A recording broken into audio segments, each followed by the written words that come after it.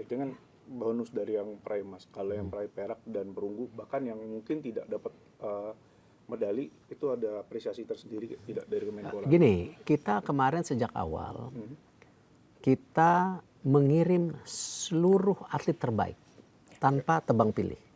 Makanya jumlahnya kan 1022 atlet atau 1021 atlet. Jadi kita lakukan yang terbaik karena kita tahu mereka ini sudah latihan maksimal. Tetapi, tetap evaluasi harus ada. Karena kenapa? Kita di pemerintahan hari ini, Bapak Presiden selalu bilang harus punya apa? Program yang efektif, efisien, dan juga tepat sasaran. Nah, karena itu basis daripada tadi pengiriman atlet, pelatih, cabang-cabang olahraga di SEA Games tahun ini di Thailand yang ke-33 dan menuju SEA Games tentu ke-34 di Malaysia di tahun 2027, ini jadi bahan evaluasi. Mana cabur yang tercapai, mana cabur unggulan, mana cabur populer yang memang kadang-kadang kalau cabur populer ini harus terus dikirim, kadang-kadang seperti itu realitanya ya. Nah, ini yang kita sekarang mappingkan, petakan untuk ke depan seperti apa. Nah, kita tetap membuka ya untuk cabur-cabur yang tadi misalnya ada beberapa yang janjinya dapat emas 4 jadi 0 atau yang 3 jadi 1 ya. Nah, tentu kalau yang meleset sedikit ya udah. Tapi kalau yang meleset banyak banget evaluasi ya kita harus beri Bagaimana kesempatan nih? mereka pergi lagi tapi mandiri. Gitu kan saya udah sampaikan, mandiri silahkan. Nah, cuman konsekuensinya kalau mandiri ini problem lagi. Ketika atletnya mendapatkan medali, belum tentu pemerintah bisa bantu, ya kan, yang namanya uang penghargaan ketika dia juara emas misalnya. Nah, itu ada konsekuensinya karena memang kita menggunakan keuangan negara yang harus tertib administrasi. Tapi kesempatan kita berikan. Nah, ini yang kita mau dorong supaya semua atlet dan cabang olahraga yang mempunyai target atau yang mengirimkan punya yang namanya tanggung jawab. Kalau teman-teman media ingat waktu awal-awalnya saya sempat 4 hari sebelum jadi 91 emas, saya masih bicara ini 4 hari ke depan cabur-cabur menghitung dari potensi laporan itu 68 emas kalau tidak salah. Tapi waktu itu saya sama Pak Okto dan Pak Bayu sebagai Chief the Mission, Pak Okto sebagai Ketua KOI, saya bilang 34. Artinya udah diskon 50% loh. Betul. Nah, artinya ya memang angka-angka ini kita harus berani pertanggungjawabkan dan sama-sama evaluasi demi kebaikan semua. Gitu. Berarti artinya ini kan Kemenpora sama rata ya Pak ya, semua cabur itu semua sama perhatian. Walaupun ada evaluasi. Nah, berarti kan secara nggak langsung nih pernyataan Bapak ini meruntuhkan suara-suara sumbang di luar sana ya kan yang bilang bahwa oh pemerintah hanya peduli terhadap 1-2 cabur saja seperti itu. Bagaimana Pak? Realita memang kalau kita ngelihat multi event ya memang ada yang namanya cabur yang difokuskan. Jepang itu kalau nggak salah 9. Kita 21 luar biasa ya. loh.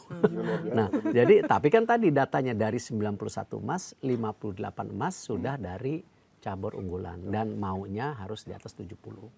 Nah, berarti kita bukan tidak mengapresiasi cabur-cabur lain, tetapi ya memang kita harus fokus ke Olimpiade sebagai tujuan utama. Coba kita lihat berapa banyak kejuaraan dunia yang orang ingat juaranya dibandingkan juara Olimpiade. Coba misalnya contoh di bulu tangkis, sebutkan juara dunia bulu tangkis. Pasti ingatnya Olimpiade terus. Nah itu, jadi artinya memang Olimpiade sebagai payung besarnya olahraga. Pucuknya ya Pak Erik ya. Makanya tadi Bapak Presiden dan kami Kemenpora bersepakat ini yang harus menjadi tujuan utama. Yang namanya SEA Games, Asian Games menjadi sasaran antara. Ini bukan berarti kita pilih-pilih karena memang yang masuk Olimpiade tidak banyak.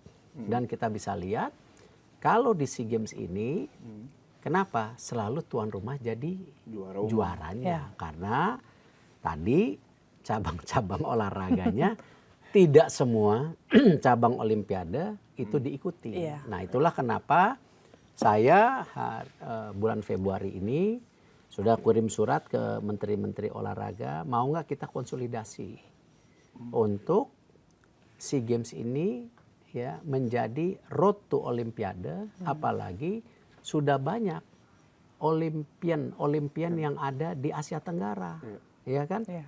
Renang punya dari Singapura dulu, sekarang dari Filipina, Carlos untuk senam kemarin ada 2 emas.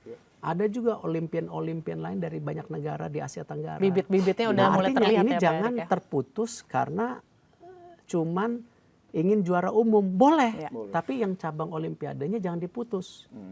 Nah ini yang kita harus lakukan. Nah kita lagi konsolidasi kalau mau. Tuan rumah boleh melakukan cabang olahraga lain. Tapi yang Olimpiade kalau bisa harus. Dan gini, impactnya juga bagus. Percaya sama saya. Ketika yang namanya sebuah event olahraga diikuti oleh atlet terbaik kelas dunia, media sama penonton ingin nonton nggak? Pasti Pasti dong nonton ya lah. kan. Udah nggak sabar Kan artinya gitu kan. apa? Para Olimpian yang ada di Asia Tenggara kalau ikut SEA Games itu kan menaikkan value daripada SEA Games itu sendiri secara tontonan publik atau kehadiran publik ingin nonton, tetapi value daripada SEA Games juga meningkat. Contoh yang dikasih lihat oleh salah satu liver kita, Rizky Juniansyah. Bayangan memecahkan rekor dunia di SEA Games. Total 300-an kilogram ya. Nah, ini kan saya bilang kemarin sama teman-teman di Thailand, rekornya Rizky ditulis loh di SEA Games di Thailand. Thailand dapat nama, SEA Games dapat nama. Iya. Artinya ini kan luar biasa kalau rekor dunia bisa dipecahkan di SEA Games. Artinya kita punya elit atlet di Asia Tenggara. Nah, ini yang saya lagi mau bicara di bulan Februari dengan menteri-menteri yang ada di Asia Tenggara. Saya undang ke Bali. Ya mudah-mudahan mau. Kalau nggak mau ya udah namanya juga usaha. Iya, bener Pak. Iya. Tadi terkait dengan Rizky juga ya. Mungkin kita pengen tahu dari Bapak sebagai Menpora, ada momen apa yang membuat Pak Erik tertarik atau cabur apa nih yang Pak Erik tidak bisa lupakan di SEA Games tahun ini? Ya, contoh. Kalau Rizky sendiri sih luar biasa. Dalam arti begini. Ketika dia bertanding waktu itu di angkatan snatch ya, yang ngangkat nih. Saya bukan ini teman snatch kalau nggak salah. Kalau clean and jerk kan gitu kalau nggak salah. Ya betul ya. Nah, para competitors masukkan angka 150, 155. Rizky pertama 160, tapi terus ketika itu dia koreksi 156. Artinya dia humble, juara yang sangat bijak. Ya. Tetapi yang menarik ketika dia harus menembus dan dia confidence dia bisa angkat, dia angkat sampai akhirnya Piala Dunia mecahkan rekornya. Artinya dia respect dengan atlet yang lain, tapi dia mencerminkan.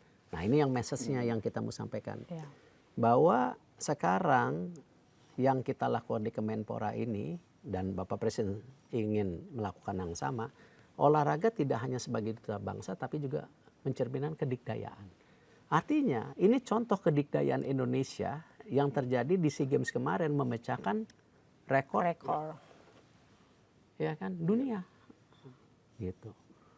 Nah, ini yang kita mau semua atlet yang pergi ke cabang-cabang yang dipertandingkan yang multi event, apakah SEA Games, Asian Games, Olimpiade, harus memberikan yang terbaik dan juga tidak ada atlet titipan, semua atlet yang terbaik dari bangsa kita. Gitu.